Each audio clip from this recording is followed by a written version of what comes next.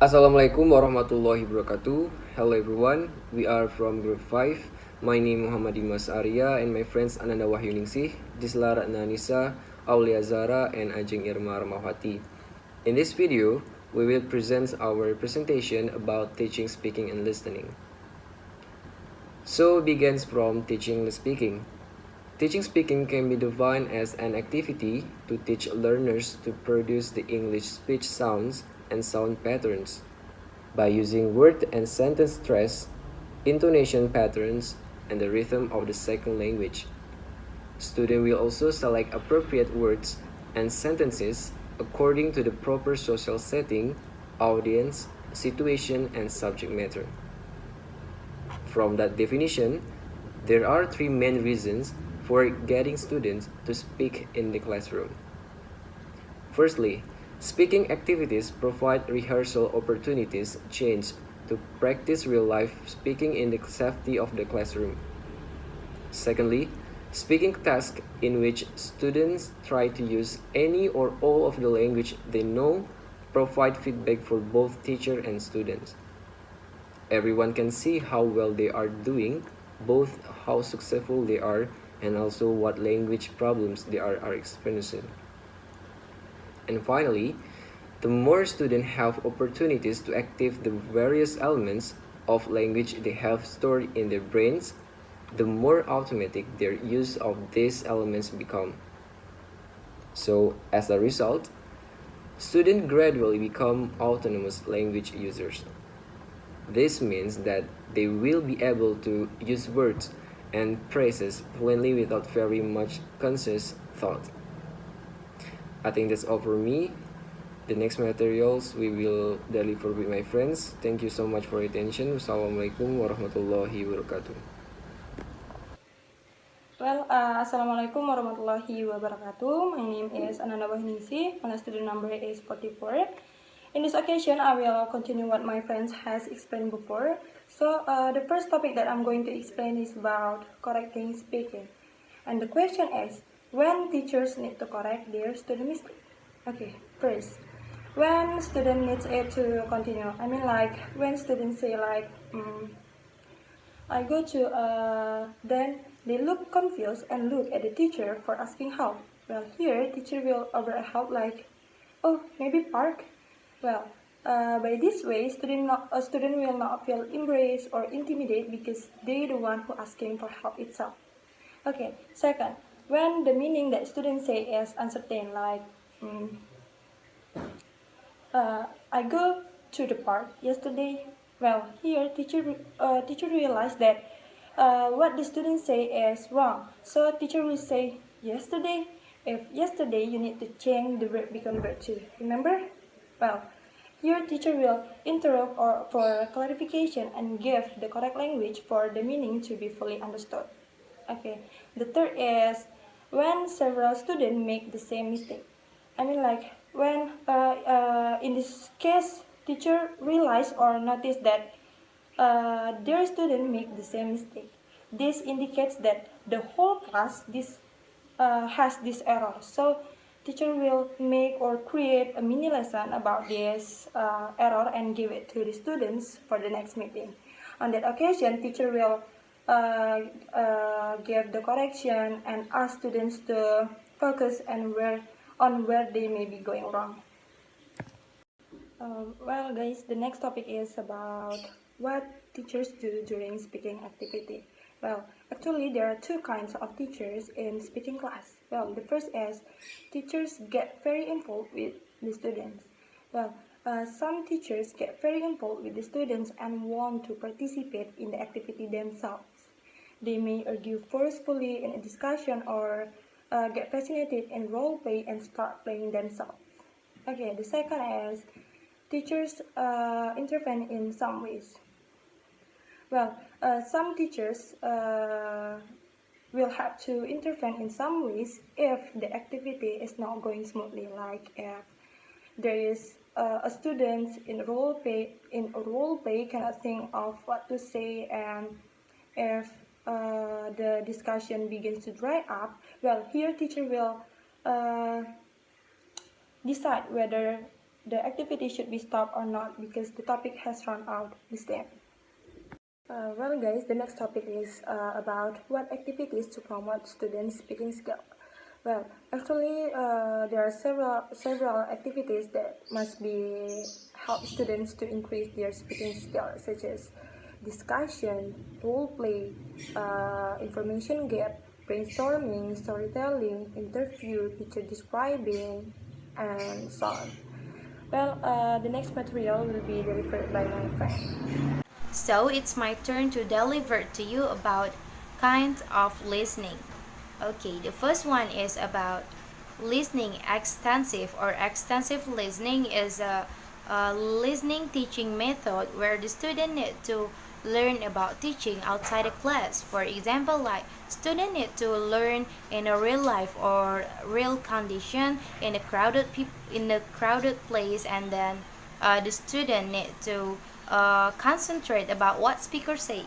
And the second one is about intensive listening. Intensive listening is the listening teaching method where the student need to learn about listening inside the class. So it can be student need to hear about a listening session from a tape recorder or also come from a CD. So let us move into the material about listening sources. In the teaching about listening, there are so many sources that can we got. The first one is about recorded extract. So we can download so many material in the internet, like from recorded extract on CD or tape or via MP3 player or some kind of that. And then the second one is about live listening. So there, the teacher need to invite a native or visitors into the class if it is possible. And then the teacher also can divide the student into each group so they can role plays different character, and they also can talk and listen to in listening section. So that's all about my explanation, and another material will be delivered by my partner. Assalamualaikum warahmatullahi wabarakatuh. My name is Aulia Azahra, and in this video I will explain about listening level and listening skill. So first, listening level. In teaching listening, obviously we want the student to listen to listening material in a number of kinds, such as news broadcast, public announcement, recorded messages, lectures, dramatic dialogue, phone conversation, and so on. But we will also have to decide whether what they listen to should be authentic or not. But authentic speech are more appropriate to high-level student, while lower-level student will learn from approximate real-life language materials that match to their level. Next, listening skills. Students should be able to listen to a variety of things in a number of different ways. In the first place, they have to recognize paralinguistic clues such as intonation in order to understand the mood and the meaning. And then they also need to be able to listen for specific information such as names, numbers, time, and so on. And sometimes for general information, like they are listening to a story or interacting in a social conversation. That's all about my material. Assalamualaikum warahmatullahi wabarakatuh. Assalamualaikum warahmatullahi wabarakatuh. My name is Ajeng Irma Ramawati. My lesson number is 55, and in this opportunity, I would like to continue the explanation about listening principle. Well, for the first principle is about encourage students to listen as often and as much as possible. Well, the more students listen, the better they get listening, and the better they get understanding pronunciation and using it appropriately themselves. One of our main texts is about encourage students to listen English as much as possible. And we as the teacher have to use several media such as internet, podcast, CD, audio to help them improve their listening skill. The second principle is help students prepare to listen. Students need to be ready to listen. They will need to look at the picture, discuss the topic, and read the question first. For the example, in order to predict what is coming, this is not just that they are in the right frame of mind, but also they are engaged with the topic and the task and really want to listen. Okay, we are moving in the third principle is about once may not be enough. There are almost no occasion when the teacher play an audio track only once. Students will want to hear it again to pick up the things that they missed for the first time. And in this case, for live listening, students should be encouraged to ask for repetition and clarification when they need it. The fourth principle is about encourage students to respond to the content of listening, not just to the language. An important part of listening sequence is for teachers to draw out the meaning of what is being said, to discern what is intended, and find out what impression it makes on the student. The fifth principle is about different listening stage demand different listening tasks. Because there are different things we want to do with listening tasks, we need to set different tasks for different listening stage. This means that for a first listening, the task may need to be fairly straightforward and general. That way, the student's general understanding and response can be successful, and the stress associated with listening can be reduced. The last principle is about good teachers exploit listening tasks to the full.